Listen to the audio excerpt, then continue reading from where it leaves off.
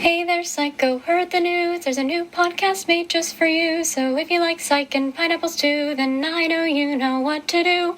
Come on down to Santa Barbara town and get ready for Psyched. Hello, and welcome to Psyched, a podcast where we discuss all things Psych, the hit USA TV show. From hidden pineapples to crazy nicknames, come on, son, and join the fun.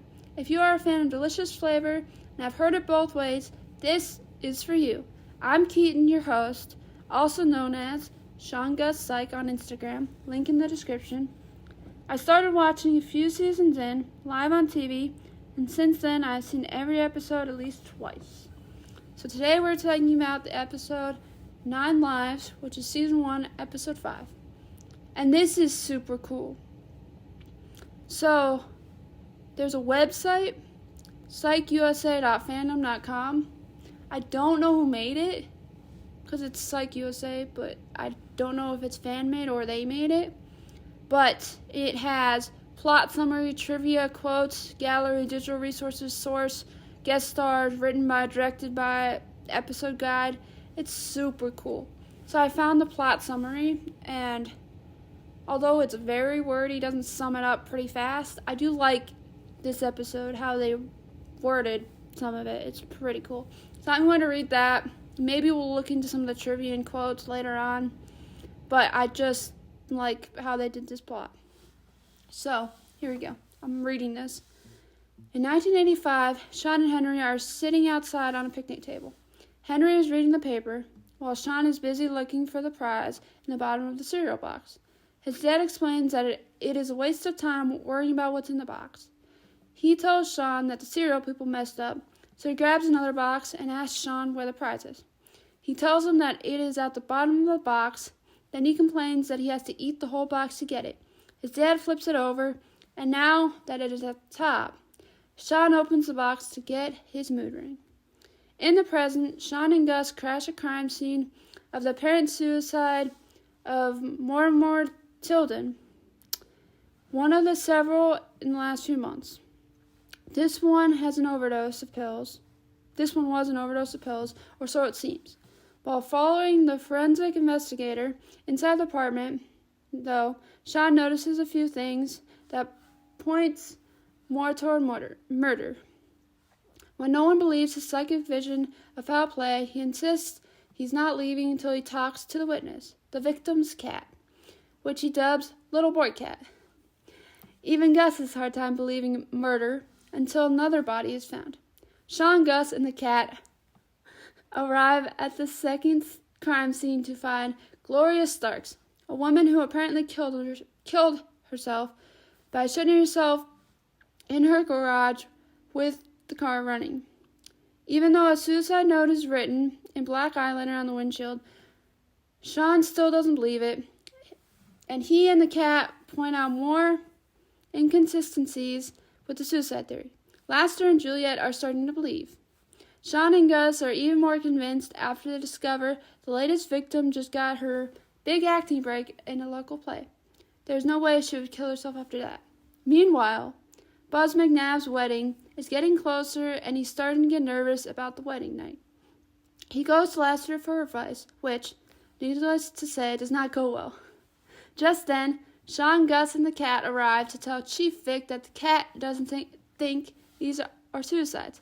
She tells them she can't reopen the case based on a cat's intuition. Since Sean and Gus can't find any patterns in the killings, they decide to go back to the beginning, the crime scene of the very first victim, Bill Hiltonbach. They go to his apartment where his brother, Wes, still lives. From Wes, they learn that Bill was a talented musician who was going places. There were no signs of depression.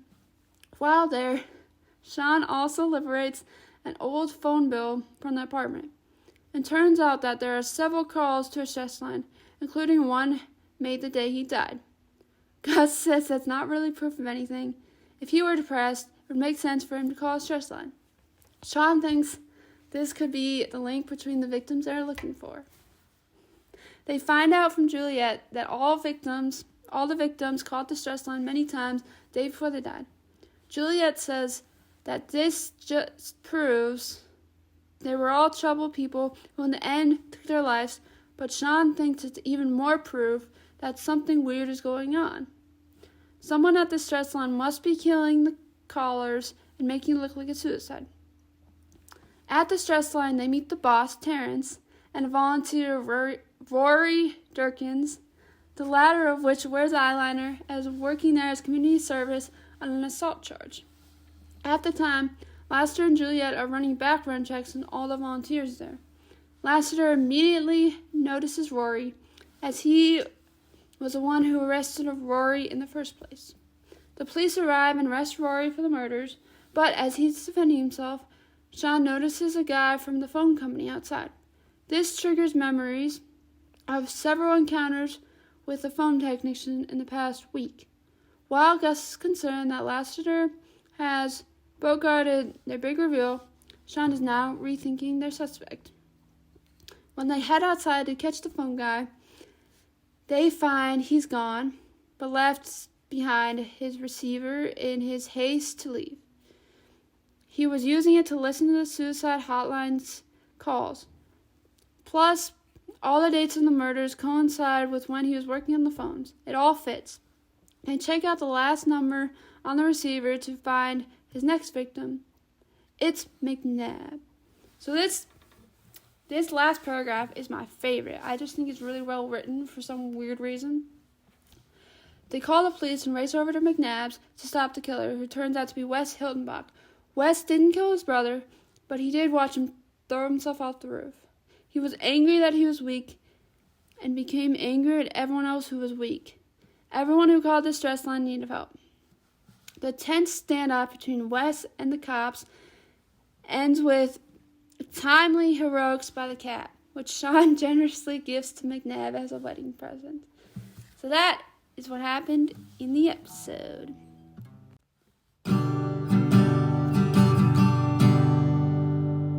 What I liked, what I disliked. I honestly think this is a top episode for season 1. It's not the top, but it is one of the top. I didn't dislike anything. I do have a favorite quote, though. When Gus is in the back of the Blueberry, Sean's driving, the cat's riding shotgun, and Gus is like, tell me why sorry. I can't even say it. It's such a good quote. Tell me why the cat gets to ride shotgun. That is just hilarious. Like, it's his new partner and everything. Sean's new partner. It's just great. The whole thing with the cat, how Sean has to carry around this cat, pretending that he's going to help him solve the crime. It's just hilarious. The whole thing. And I just love that they added in this hotline. How even Psych, they want to help people who's like struggling with life and suicide and just need help. Like, that's kind of cool that they added that in, that there's something in Santa Barbara in Psych, in that world. They want to help people and not just put people in jail or kill people, even though, this one dude did. I don't know. I really liked it a lot. And how they framed this guy who turned out to be completely different. Like, he was listening to show tunes, writing poems. Yet, they thought he was a killer. That's crazy. It's super cool. I love this episode. If you have anything else you like, comment below. Maybe you dislike something, though. Maybe this isn't your favorite episode. Comment that below.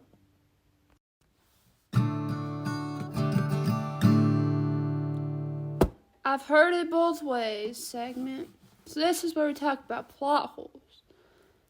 And although I don't think there's really many plot holes, I just think it's weird that it just happened so where people got, how do I exactly say it? People were dead after big things happened to them, and that's something that's not looked at as suicide. Like, oh, you're going to be an actor in this big play, you got your big break, so you couldn't have committed suicide. But the stress of being in the play, being in your first play, that could be a reason.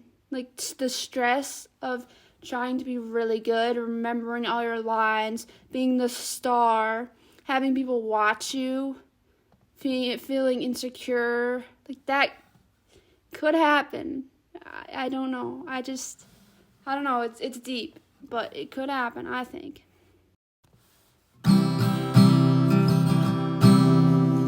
I know you know segment. So this is where we talk about the actors who are in the episode.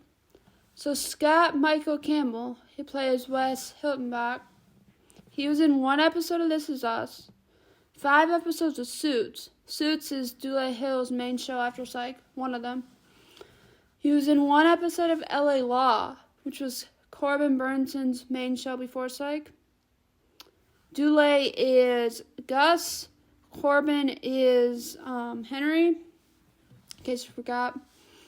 Carlos Jacot, whatever. He plays Terrence. He was in actually 4 episodes of Psych. This one, A Nightmare on State Street, remake of Cloudy, The Tale of Gus, and he was also in the first movie. He plays different characters, but it's super cool to find him everywhere. Okay, Michael, Adam Thwaite, whatever, Rory Durkins. He's in 2 episodes of Million Little Things, which is one of James Roday's main shows after Psych. James is Sean, of course. And that is all I got for this segment.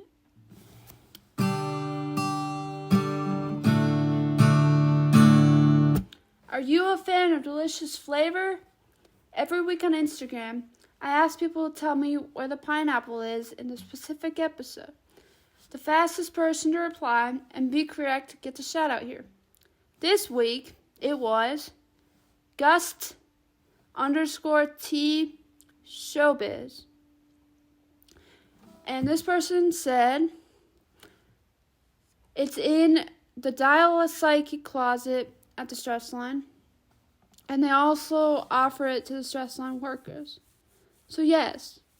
So Sean and Gus investigate. They go undercover and say they have their own call line.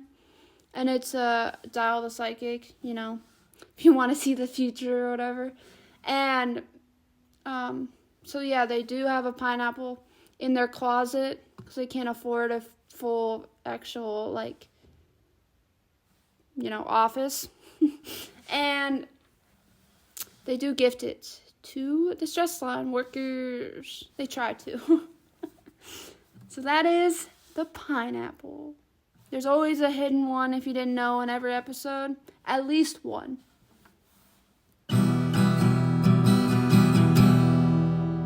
Pop references. So, there are many 80s references, many other references, scary movie references in Psych. And yes, I was born in 1997. I haven't seen many scary movies. I don't like many scary movies, or don't like to be scared, I guess. Since I haven't seen them, I don't know if I like them. I haven't seen many older things, like older than me things. So this is actually really cool. I found another website. It's seriesandtv.com. It actually lists, it doesn't explain them, but it just puts out the quotes from each episode of things that are pop references. And you can just look them up if you want. Which I thought I'd just say them and you can look them up on your own time. Unless you want me to actually explain them, then I can do that next episode. So, I found there was more references than talked about in Speak Now and Forever Hold Your Peace in Season 1, Episode 3. So I thought I'd throw back to that podcast episode and talk about that before we talk about this episode. So, Lassiter, I will throw every book I can find into you. Sean, what if you find the Bible? You gonna throw that too? Seems like a sacrilegious to me, don't you think? Sean, Laster has this insane idea that this is an elaborate heist like the one on Ocean's 11 or Thomas Crown, or the one where they killed Donald Sutherland in the first 10 minutes remake. Gus, I just had a lap dance with Patrick Swayze. That's one of my favorite scenes in that episode. Sean, think happy thoughts. Perfect clouds, mac and cheese, Lou Diamond Phillips. Sean, I've already picked a song I'm going to sing at the altar. Gus, really? Sean, do you like Ted Nugent? That's great. So those are the pop references in that episode, besides, like, the actors. Like, what the actors were in previously or after this.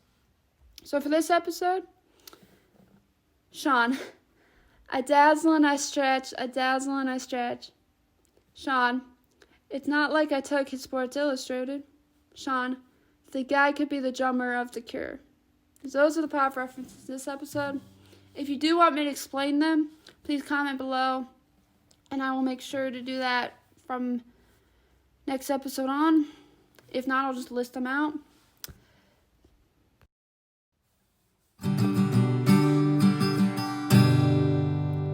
Behind the scenes.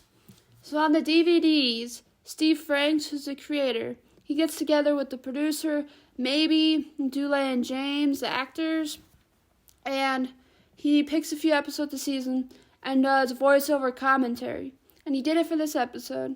Not last episode, not the episode before, but he did it for this episode, bringing it back. And here are just some of the things I wrote down that were funny that they said, or were strange to this episode, didn't really fit, whatever. So here we go. So first off, the little boy cat, that cat's a female. Second, Vortex. Here's another actually pop reference that no one caught, or the website didn't catch, or it just wasn't something anyone said because they just showed it. So there's this like glass that Sean and Gus write on to like figure out stuff in their office, and Vortex is a shout out to show numbers or something like that. I don't know. Steve tried to explain it. I haven't seen the show Numbers. I think it's a show, but that's like a reference to it, that glass thing and the writing and the drawing and stuff. Okay, so you know when Sean and Gus go to visit an apartment, they take the mail. That's the dead guy, one of the dead guys, and Gus gets mad at Sean for opening it because it's not his mail. They were actually going to have Sean pay a homeless guy to open the dead guy's mail, but they had to cut it for time, and they didn't want to pay another actor, didn't have enough money, all this stuff. Okay? So they joke about this. So the police station, they say the police station is large enough to land a 747 plane. Now there's a 737 and a 747, which is, my friend's obsessed with planes. I kind of know this. So 737, 747, those are normally the ones you ride on. Like if you're going from like Ohio to Chicago, Ohio to Colorado, something like that. You get on usually one of those. Okay?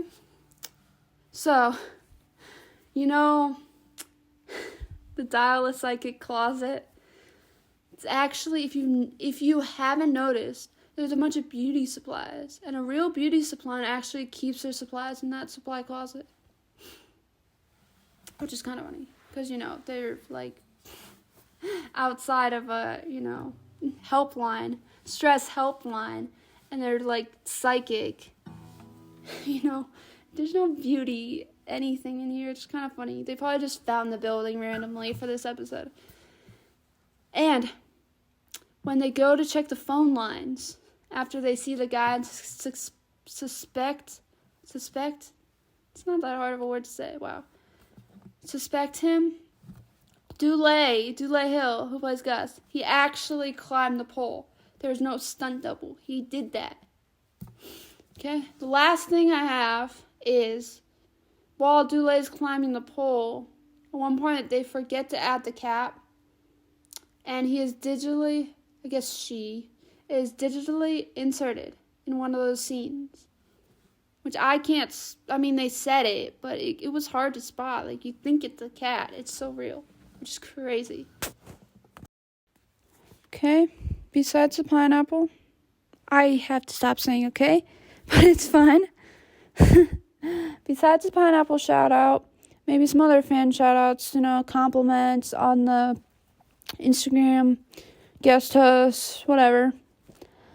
I do, every once in a while, like to shout out some companies or podcasts or other things I have been enjoying recently, like the Junk Monk podcast I shouted out earlier in another episode. So this is actually amazing. This fits really well in this episode. So, there's this ring.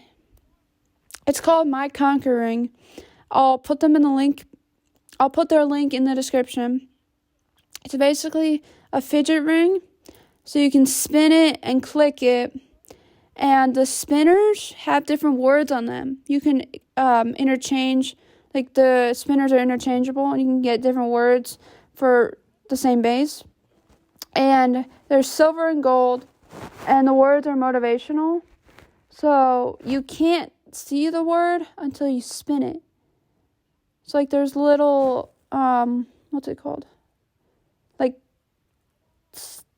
parts of the word on each side, and then when you spin it, it makes the full word. And I think this does help with stress, helps with anxiety. Not gonna cure you, but it's something, to fidget with while you're in that stressful situation, that stressful moment. And I think they're super cool. I'll put the link in the description.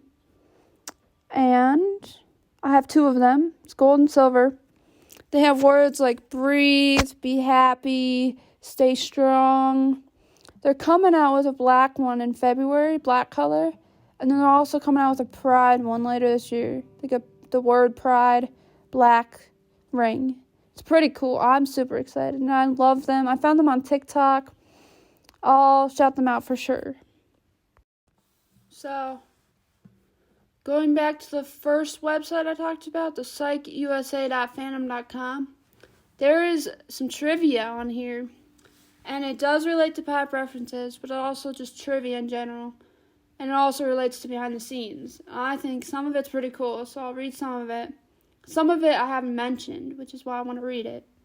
So, when Sean was channeling the dead woman, he started his dance the same way he did when performing for Mr. Yang in Psyched the musical. Upon arriving at the stress line, Sean introduces Gus as Gus Sillypants Jackson. This is the first time Sean gives Gus a nickname in the series, which I know there's Peter Panic, but that's not Peter Panic in the third episode, at the wedding. Is that not a nickname? That could be a plot hole. I don't know. Anyway, the song Rory is listening to on his headphones is Up, Up and Away by the Fifth Dimension. We talked about how the little boy cat is actually a girl. That's all they have. That's pretty cool. This is a cool website. I really like it. And I might just play a wrong note on my guitar by accident. Oops. So I think this is all I have for you. But I do want to say, I do have 2 family cats. It's related to this episode because there's a cat in the episode. So if you want to check them out, I will link them in the description below. They are on Instagram. They're famous on Instagram. No, I'm kidding. They're just on Instagram. And they're two brothers, orange. They're pretty fat. They're like 15. They're getting old, but they're super cute and they're fun to play with. And I love them. You can check them out there. And I do like the ending of my guest host. My first ever guest host. I want to congratulate him for guest hosting. And I love how he did the ending of his first episode. It's super cool. Make sure you go check those out. He did 2 episodes before this one. He will be doing more this season and hopefully next season. Super cool. Check him out. I think that's all I gotta say. Yep, have fun. And remember to pet your cat. Ooh, I thought of one more thing. Hold on for this one more thing. So, I really liked in this episode how Lassie was annoyed with Sean.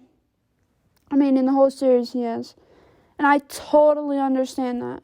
He goes through college, the police training. He's on the force. He worked his way up to head detective from a cop. He has all this training. He does it the right way. He enforces the law. He, wants to do right. And Sean just waltzes in. It's like, I'm going to pick up this cat, solve this crime, be silly, be perfect. I have no training whatsoever. Even though, his dad, but that's not like the law and like actual police academy stuff. And I just think like it's super cool how they show that relationship. And I do feel bad for Lassie that Sean can just waltz in and do everything perfectly-ish. It's a little silly, a little crazy. And, I really just feel for him, especially in this episode. Because he just makes the cat just adds to it, and it's insane. Same with Gus. Like, Gus got a degree. He's, like, working hard at his job, and just watches Sean be a goof, but, like, solve the cases. So, I do feel for them. Okay, that's all I gotta say. Peace out. I'm going to eat some lunch. Maybe I'll get some, tacos, blueberries, pineapple, all the good things from Psych, right? Okay, bye.